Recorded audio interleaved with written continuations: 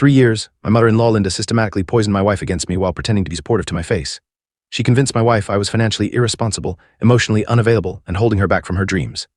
When my wife finally asked for a divorce, citing all of Linda's manufactured concerns, I was devastated. Linda didn't know was that I'd been recording our conversations for months after catching her in lies, and I had evidence of her manipulation tactics. So when she threw a celebration dinner for my wife's newfound freedom, I decided to give the family exactly the kind of honesty Linda had been avoiding. Hey viewers, welcome to the channel. We are just starting and your support means a lot. If you enjoy these stories, please consider subscribing and help us reach our first 1,000 subscribers. Michael, 32 years old, used to think that the worst betrayal in a marriage came from your spouse. I was wrong. Sometimes it comes from the person who raised them, the person who knows exactly which buttons to push and how to make their manipulation look like love and concern. My mother-in-law Linda, 58, destroyed my marriage, and she did it so skillfully that my wife Amanda, 29, never even realized she was being manipulated. For 3 years, Linda played the long game, slowly turning my wife against me while maintaining the perfect facade of being a loving, concerned mother who only wanted the best for her daughter. I should have seen it coming. From the day I married Amanda, Linda made it clear that I wasn't good enough for her precious daughter, but she was smart about it. She never said it directly. And she used 1,000 tiny cuts, each one small enough to seem innocent, but together they bled me dry. It started with little comments. When Amanda and I bought our first house, Linda would visit and make observations. "Oh, this neighborhood is so far from everything. I hope Amanda won't feel isolated out here." When I got promoted at work, it was, "That's wonderful, honey, but I hope the extra hours won't keep you away from Amanda too much." We talked about starting a family. It was, "Of course, you'll need to make sure you're financially stable first. Children are so expensive." Every comment was framed as concern, either for Amanda's well-being or for our future together. But underneath, each one was an implication that I was making poor decisions that would hurt her daughter. Amanda would defend me at first, but Linda was patient. Plant a seed of doubt, then water it over months of repeated conversations. She had unlimited access to my wife through daily phone calls, weekly lunches, and frequent visits. I was fighting a war I didn't even know was happening. The real damage came through what I now recognize as triangulation. Linda would tell Amanda things like, "I ran into your friend Sarah yesterday, and she mentioned how worried she is about you. Said you seem stressed lately and wondered if everything was okay at home." Of course, Sarah had never said any such thing, but Amanda didn't know that. She just knew that her mother and her friends were apparently concerned about her marriage. Or Linda would say, "I was talking to your father and he mentioned how different you seem lately, not as happy as you used to be. I was worried that maybe you're not being true to yourself." Again, complete fabrication, but it made Amanda question whether she really was happy or if she was just settling. Amanda's father, Robert, 61, had never said any such thing, but Amanda didn't know that. The financial manipulation was particularly insidious. Linda would make comments about our spending, our saving, our financial goals. She'd say things like, "I saw that you bought a new car. You're not overextending yourselves financially. Your father and I learned that lesson the hard way when we were young." Then she'd launch into some cautionary tale about financial ruin that had nothing to do with our actual situation. Amanda started questioning every financial decision we made. She'd come home from lunch with her mother asking why we needed a certain expense, or suggesting we should be saving more, or wondering if we could afford our mortgage. And I had convinced her that I was financially irresponsible, even though I'd been the one managing our budget and building our savings account. The emotional manipulation was even worse. Linda would tell Amanda things like, "You know, sweetie, you've always been such a giving person. Sometimes I worry that you give too much and don't ask for what you need in return." Implication being that I was taking advantage of Amanda's generous nature. Or she'd say, "I've noticed you don't talk about your dreams as much anymore. Remember when you wanted to go back to school or start that photography business? I just want to make sure you're not losing yourself in your marriage." Never mind that Amanda had never seriously pursued either of those things and had never expressed any regret about not doing so. Linda's masterpiece was the way she positioned herself as Amanda's confidante and support system. Whenever Amanda and I had a normal marital disagreement, Linda was there to listen and offer perspective. Of course, her perspective always painted me as the unreasonable one. If Amanda complained that I'd been working late, Linda would say, "A husband should prioritize his family. Work will always be there, but you won't." If Amanda mentioned that I'd forgotten to do something around the house, it became evidence that I didn't respect her or our home. If I tried to discuss our budget or make a financial plan, Linda would frame it as me being controlling with money. The cruelest part was that Linda would often share these conversations with me, framing them as her trying to help our marriage. Say, "I told Amanda she's being too sensitive," or I reminded her how lucky she is to have such a hardworking husband. I thought she was on my side, trying to support our relationship. I didn't realize she was actually documenting every complaint Amanda made and filing them away for future use. After 2 years of this systematic undermining, Amanda started pulling away from me. She became distant, critical, and unhappy. Every interaction felt loaded with resentment that I didn't understand.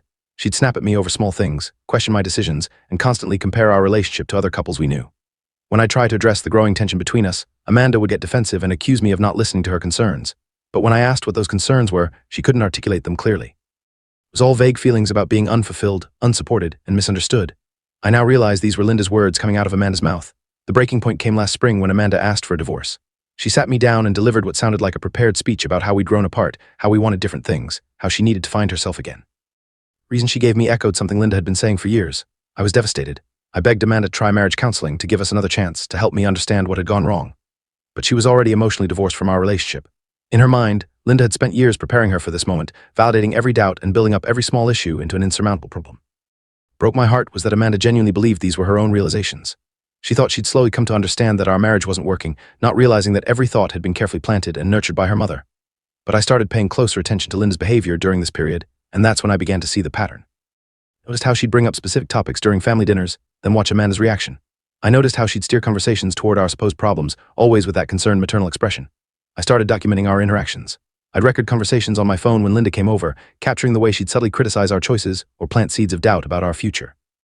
Notes about the lies she told, the manipulative comments she made, the way she'd triangulate Amanda against me using imaginary concerns from friends and family. The recordings were eye-opening. When you listen to Linda without the context of believing she's trying to help, her manipulation becomes obvious. The way she'd use leading questions to get Amanda to voice complaints. The way she'd validate every negative feeling while dismissing every positive one. She'd reframe normal relationship challenges as fundamental incompatibilities. But the most damaging recording came from a conversation I overheard between Linda and Amanda 3 weeks before Amanda asked for the divorce. Linda had come over while I was supposedly at work, but I'd forgotten something and come back home. I heard them talking in the kitchen and decided to listen from the hallway. Linda was coaching Amanda through the divorce conversation. She was literally helping her practice what to say to me, how to frame the issues, how to deflect if I tried to argue or negotiate. She told Amanda to emphasize personal growth and incompatibility rather than specific complaints because those would be harder for me to address or fix. Remember, Linda said, this isn't about him being a bad person. It's about you needing to find yourself and live authentically. If you focus on specific problems, he'll just try to fix them and drag this out. You need to make it clear that this is about fundamental differences that can't be resolved. That's when I realized this wasn't a marriage failing naturally. This was a calculated campaign to end my marriage, orchestrated by someone who had never wanted it to succeed in the first place. I was furious, but I was also strategic. I knew that if I confronted Amanda with accusations about her mother's manipulation, she'd never believe me. Linda had spent years positioning herself as the voice of reason and support in Amanda's life. Any attack on Linda would be seen as me being vindictive and controlling, so I waited. I let the divorce proceedings move forward while I quietly gathered more evidence. Documented every lie Linda told, every manipulation tactic she used, every way she undermined our relationship while pretending to support it. The opportunity for justice came when Linda decided to throw what she called a new beginnings dinner for Amanda 2 weeks after our divorce was finalized. She invited Amanda's entire family, plus several close friends, to celebrate Amanda's newfound freedom and independence.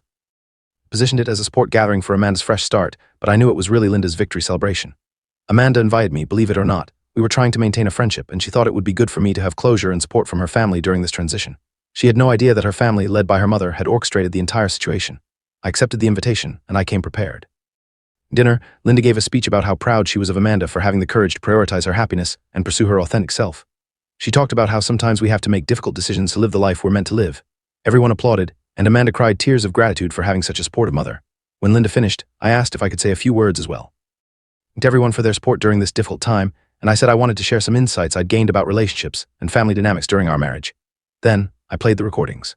I started with the conversation where Linda coached Amanda through the divorce script. I played Linda's voice telling Amanda to frame the divorce in terms of personal growth rather than specific problems, to avoid giving me anything concrete to work on or fix.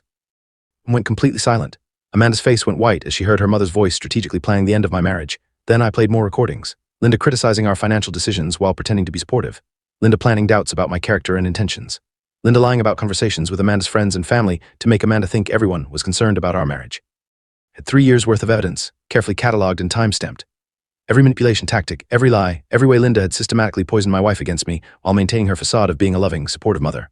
The most damaging recording was one where Linda was talking to her sister on the phone, and I'd caught part of the conversation when I came home early from work. It was bragging about how easy it had been to turn Amanda against me, how Amanda never suspected that her growing dissatisfaction with our marriage was being orchestrated. She thinks these are all her own realizations, Linda had said, laughing. She has no idea I've been working on this for years. By the time I'm done, she'll think leaving him was entirely her idea. That recording finished playing, Amanda was sobbing. Not tears of gratitude this time, but tears of realization and betrayal. She was seeing her mother's manipulation for the first time, understanding how her thoughts and feelings had been shaped by someone else's agenda. The rest of the family was stunned. Linda tried to dismiss the recordings, claiming they were taken out of context, or that I'd somehow edited them to make her look bad. There were too many of them, spanning too long a period for that explanation to hold water. Amanda's father, Robert, who I'd always respected, was the first to speak. He looked at Linda with disgust and said, "How could you do this to your own daughter? How could you destroy her marriage and make her think it was her choice?" Tried to justify her actions by claiming she was protecting Amanda from an unhappy marriage, that she could see problems Amanda couldn't see. But everyone in that room could hear the manipulation in the recordings. They could see how Linda had manufactured problems rather than identifying real ones. The dinner ended with Linda storming out, claiming that everyone was ganging up on her and that she'd only ever wanted what was best for Amanda. Her protests fell flat in the face of her own recorded words. Amanda and I talked for hours that night. She was devastated to realize how her mother had manipulated her, how her own thoughts and feelings had been shaped by someone else's agenda. She felt betrayed not just by her mother, but by her own mind, wondering which of her feelings were authentic and which had been planted there. We didn't get back together immediately. Amanda needed time to sort through years of manipulation and figure out what she actually wanted versus what she'd been told to want. She started therapy to work through the psychological damage her mother had inflicted. But 6 months later, we did start dating again. Slowly, carefully, with lots of communication about what we both actually wanted from our relationship. It wasn't easy to rebuild trust and intimacy after what we'd been through, but we were both committed to basing our relationship on honesty rather than manipulation. We were married a year later, in a small ceremony that Linda was not invited to. Amanda had gone no contact with her mother after realizing the full extent of the psychological manipulation she'd endured. It wasn't an easy decision, but Amanda finally understood that Linda's love was actually a form of control that had nearly destroyed her chance at happiness. She made several attempts to reconcile, always framing herself as the victim of our vendetta against her. She claimed she'd been misunderstood, that she'd only wanted to help, that we were being cruel and ungrateful. But Amanda had finally learned to recognize manipulation tactics, and Linda's appeals fell on deaf ears. The most satisfying part of this whole experience wasn't the revenge, though that felt good. It was watching Amanda reclaim her own mind and learn to trust her own feelings again. It was seeing her realize that she was capable of making good decisions without needing someone else to guide her thoughts. Linda had spent years convincing Amanda that she couldn't trust herself, that she needed guidance and protection from someone wiser. Amanda learned that she was actually quite capable of navigating life and relationships on her own. She just needed to be free from someone constantly telling her what to think and feel. As for Linda, she lost her daughter, her influence, and her reputation. The family gathering where I played those recordings wasn't just attended by Amanda's immediate family. Linda's sister was there, several family friends, people from her church community. Word spread quickly about what Linda had done, and she found herself isolated from many of the relationships she'd cultivated over the years. People started looking back at Linda's behavior in their own relationships and recognizing patterns of manipulation they'd previously missed. Several family members realized that Linda had been playing similar games with their marriages and relationships, always positioning herself as the wise matriarch who knew what was best for everyone. A woman who had spent years manipulating others through fake concern and manufactured drama found herself alone, with no one left to control or influence. She'd gotten so good at playing puppet master that she'd forgotten how to have authentic relationships with people. What happened next was almost poetic justice. Linda, who had spent years isolating Amanda from her own thoughts and feelings, found herself completely isolated from everyone else. Her sister Margaret, 55, stopped taking her calls after realizing how Linda had manipulated her own marriage years earlier. Her church friends distanced themselves when they learned about the recordings. Even her neighbors began treating her differently after word spread through their small community. Loneliness hit Linda hard. She'd always defined herself through her relationships with others, but only as the controlling force in those relationships. Without people to manipulate and influence, she didn't know who she was. She tried reaching out to Amanda through cards, letters, and even showing up at our house unannounced, but Amanda held firm to her boundaries. I watched Amanda grow stronger every day as she learned to trust her own instincts again. Started making decisions without second-guessing herself, expressing opinions without looking around for approval, and pursuing interests that she genuinely enjoyed rather than ones she thought she should enjoy. It was like watching someone emerge from a fog they'd been living in for years. The therapy helped Amanda understand the depth of her mother's psychological manipulation. Her therapist explained concepts like emotional incest, where a parent treats their adult child like an emotional spouse, and covert narcissism, where someone manipulates others while maintaining a facade of selflessness. Amanda learned that what she'd experienced wasn't just overbearing parenting, but a form of psychological abuse. The most difficult realizations for Amanda was understanding how many of her own preferences and opinions had been shaped by her mother's agenda. She thought she wanted certain things, believed certain ideas about relationships and life, but couldn't tell anymore which thoughts were authentically hers and which had been implanted by Linda's constant influence. We spent months in couples therapy working through this together. To learn how to support Amanda as she rediscovered herself, while also processing my own anger and hurt from years of being systematically undermined. There were times when Amanda would express an opinion, then immediately question whether it was really what she thought or something her mother had taught her to think. The process of rebuilding our relationship was slow and sometimes painful, but it was also deeply meaningful. We had to learn each other all over again, this time without Linda's interference and manipulation. Amanda had to learn to trust that I wouldn't try to control her thoughts the way her mother had, and I had to learn to be patient as she worked through years of psychological conditioning. But the most rewarding part was watching Amanda develop genuine confidence in herself. Started a photography business, something she'd always wanted to do but had been talked out of by Linda, who claimed it was impractical and risky. She made new friends who didn't know her mother and couldn't be influenced by Linda's opinions. She even changed her hairstyle and wardrobe to reflect her own taste rather than what Linda thought was appropriate. Sometimes I think about what would have happened if I hadn't figured out Linda's game. Amanda and I would be divorced, she'd probably be struggling with depression and anxiety from years of psychological manipulation, and Linda would have moved on to her next target. The scary thing is how close Linda came to succeeding. If I hadn't started paying attention to the patterns, if I hadn't documented the manipulation, she would have destroyed our marriage and Amanda would never have known why. Linda made one last attempt to regain control about 6 months after our marriage. She showed up at Amanda's photography studio with an elaborate story about being diagnosed with a serious illness and needing her daughter's support. It was pure manipulation, a final desperate attempt to guilt Amanda into resuming contact, but Amanda had learned to recognize her mother's tactics. Instead of being drawn back into Linda's web of control, Amanda calmly told her mother that she hoped she would get the medical help she needed, but that their relationship was permanently over. She didn't argue, didn't explain, didn't give Linda any emotional reaction to work with. It was a masterclass in maintaining boundaries with a manipulative person. Linda left the studio in a rage, screaming about ungrateful children and threatening to tell everyone how cruel Amanda was being to her sick mother. Her threats fell flat. The community already knew who Linda really was, and no one was interested in being manipulated by her victim narratives anymore. That was the last time we heard from Linda directly, though we occasionally got updates through family members. She eventually moved to another state, claiming she needed a fresh start away from people who had turned against her. In leaving, she couldn't take responsibility for her actions or acknowledge the damage she'd caused. But in the end, the truth won out. Linda taught me that the most dangerous betrayers aren't the ones who stab you in the front. They're the ones who smile to your face while slowly poisoning the people you love against you. They're the ones who use love and concern as weapons, who manipulate emotions so skillfully that their victims thank them for the abuse. Experience also taught me the importance of paying attention to patterns and trusting my instincts. I'd ignored warning signs for years because I wanted to believe that Linda had good intentions, that her concern was genuine even if her methods were flawed. But manipulation disguised as love is still manipulation, and good intentions don't excuse psychological abuse. Amanda and I are stronger now than we ever were before. Learn to communicate directly with each other rather than filtering our relationship through other people's opinions. We've learned to trust our own judgment and to be suspicious of anyone who tries to tell us what we should think or feel about our own lives. We've also learned to recognize manipulation tactics in other relationships and situations. It's amazing how many people use similar strategies to Linda's, just on a smaller scale. The friend who always has drama and needs you to take sides. The coworker who gives backhanded compliments designed to undermine your confidence. The family member who uses guilt and emotional manipulation to get their way.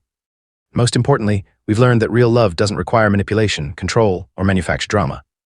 Real love trusts the other person to make good decisions and supports them even when those decisions aren't what you would choose for them. Real love doesn't need to tear down other relationships to build itself up. Linda never learned that lesson, and now she's paying the price for treating her daughter's life like a game to be won rather than a person to be loved.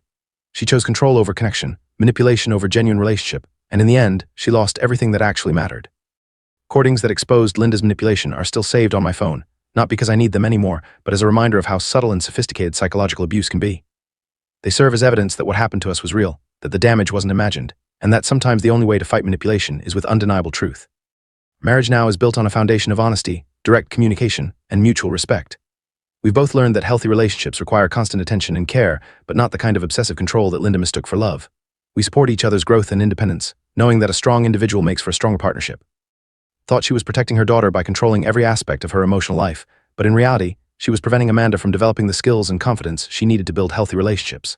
The greatest gift we gave ourselves was learning to love each other without Linda's interference, manipulation, or manufactured drama. In the end, Linda's greatest fear came true, but not in the way she expected. She was afraid of losing her daughter to marriage, so she tried to destroy the marriage to keep control. Instead, she lost her daughter completely while the marriage grew stronger than it had ever been. Her attempts to divide us ultimately united us, and her lies made us more committed to honesty than we might have been otherwise. The woman who spent years orchestrating the end of our marriage ultimately became the reason we learned to build something unbreakable together.